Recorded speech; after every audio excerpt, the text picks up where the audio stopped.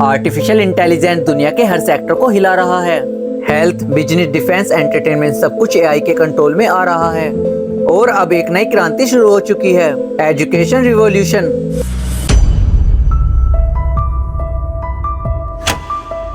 जहां स्टूडेंट्स के सामने खड़ा है एक नया टीचर, एआई पीसी। एक ऐसा टीचर जो ना तो थकता है और ना ही गुस्सा करता है, जो हर स्टूडेंट्स को उनकी स्पीड पर पढ़ाता है और जो एक क्लासरूम को दुनिया के किसी भी कोने से कनेक्ट कर सकता है। सवाल सिर्फ इतना है, क्या ये रेवोल्यूशन एजुकेशन को सबके लिए इक्वल बनाएगा या एक नई इनइक्वालिटी क्रिएट करेगा?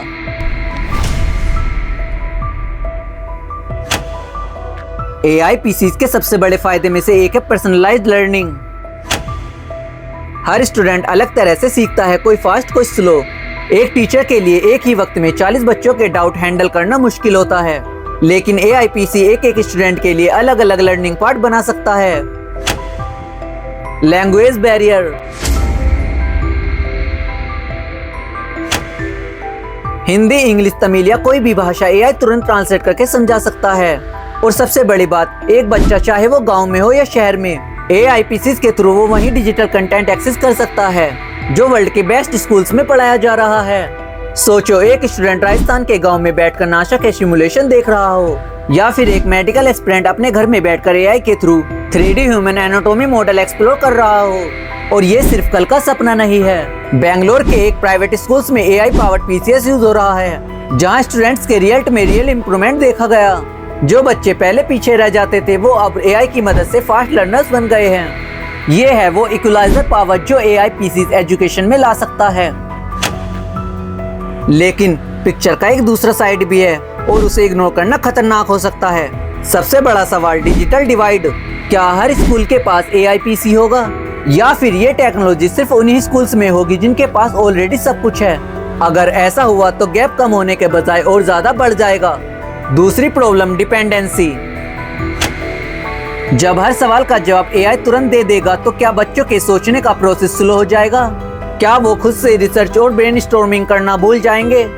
और तीसरा कंसर्न, प्राइवेसी और data safety. AI PC student के लर्निंग पैटर्न, उनके आंसर, उनके डाउट सब कुछ डाटा रिकॉर्ड करते हैं। अगर ये मिसयूज हुआ तो क्या स्टूडेंट्स की पर्सनल लर्निंग एक बिजनेस बन जाएगी?